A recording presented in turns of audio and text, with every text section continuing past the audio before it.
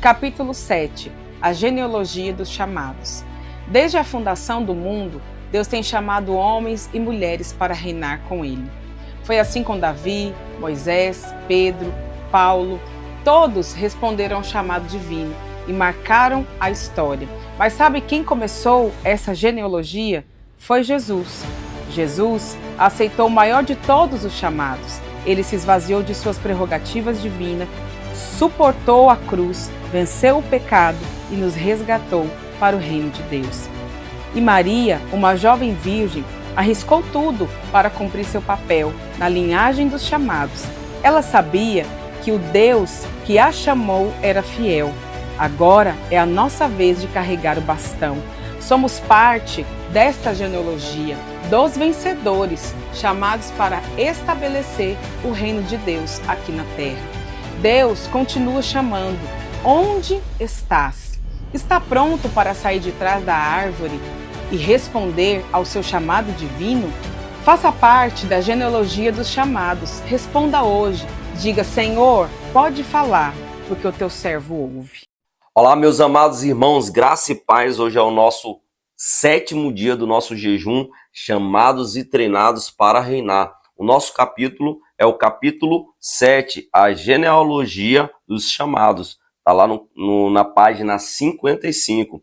Eu quero ler com vocês Filipenses capítulo 2, versículo 5 em diante. Diz assim: tende em vós o mesmo sentimento que houve em Cristo Jesus, pois ele, subsistindo em forma de Deus, não julgou como usurpação ser igual a Deus. Antes, a si mesmo se esvaziou, assumindo a forma de servo, tornando-se em semelhança de homens e reconhecido em figura humana.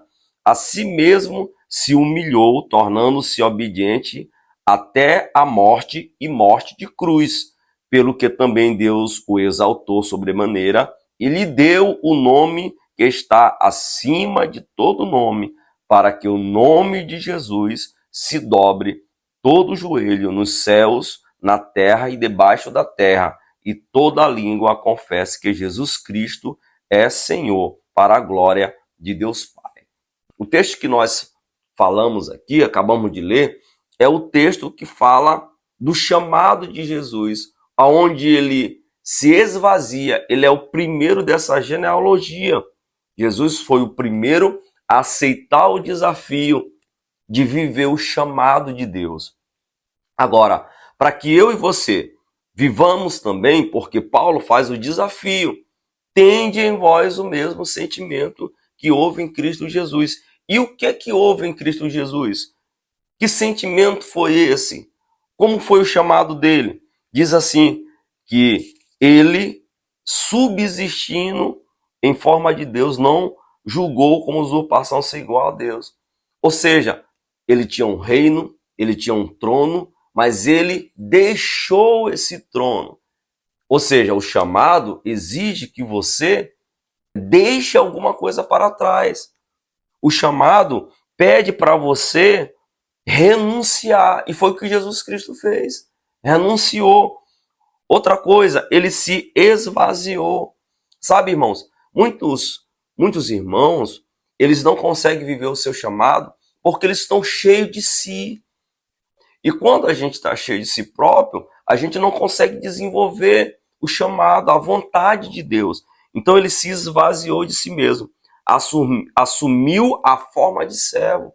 Muitos querem viver o chamado, mas não querem assumir a forma de servo. O que é assumir a forma de servo? É você dizer assim: eu estou aqui, Pai, eu estou aqui, Deus, para fazer a tua obra. Eu estou aqui para servir. Outra coisa, ele se tornou semelhante aos homens e foi reconhecido em figura humana. Para que você desenvolva o seu chamado, faça parte dessa genealogia, você precisa se tornar semelhante aos homens. Porque muitos não conseguem desenvolver o chamado, porque eles não têm sensibilidade humana.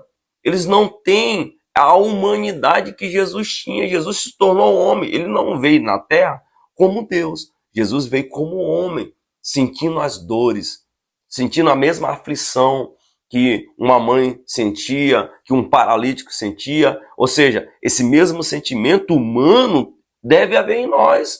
Também se humilhou, ou seja, humilhou a si mesmo. Na verdade, ele não foi humilhado, ele se humilhou. Qual a diferença? Ninguém humilhou ele. Ele foi que decidiu ir para a cruz. Ele que decidiu pagar o preço pelo nosso pecado. Então, muitas pessoas querem ser exaltadas. Muitas pessoas se exaltam. Jesus recomenda que a gente se humilhe. Porque quando a gente se humilha perante Deus, Deus nos exalta perante os homens. Outro detalhe no chamado de Jesus é que ele obedeceu a Deus em tudo, até na morte e morte de cruz. E muitos não querem obedecer a Deus, muitos não querem ser obedientes.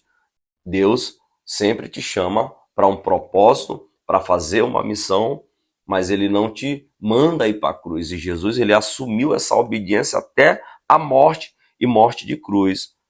E quando nós fazemos isso, vai acontecer com você e comigo aquilo que aconteceu com Jesus. Olha só, pelo que também Deus o exaltou sobremaneira e lhe deu o nome que está acima de todo nome, para que o nome de Jesus se dobre todo o joelho nos céus, na terra e debaixo da terra, e toda a língua confesse que Jesus Cristo é o Senhor, para a glória de Deus Pai. E quando você assume o seu chamado, quando você se esvazia, se humilha, obedece, o que vai acontecer? Deus vai te exaltar. Mas só lembrando, quem te exalta é Deus, não é você. Mas você só será exaltado quando você se humilha perante Deus. Eu quero orar pela tua vida, assim como Jesus deu início a essa genealogia e nos acrescentou nela, você também é convidado, é chamado para fazer parte dessa genealogia. Oremos. Pai, muito obrigado pela morte do teu filho Jesus. Muito obrigado porque ele se entregou, se esvaziou por mim, para que hoje eu pudesse estar aqui, para que hoje eu pudesse viver o meu chamado. Eu também oro agora por aqueles que estão em dúvida, por aqueles que estão titubeando, por aqueles que estão, de repente, inseguros no seu chamado. Meu Deus, que haja em cada um de nós e que haja no meu irmão e na minha irmã que me ouve também, Pai, esse mesmo sentimento que houve em Cristo Jesus. Eu declaro que eles irão viver o seu chamado e vão fazer parte dessa genealogia. Em um nome de Jesus, eu os abençoo pela fé e se você crê, diga comigo, amém. Muito bem, essa foi a nossa 7ª live e amanhã a gente retorna com o nosso capítulo 8. Que Deus abençoe tua vida, fique na paz.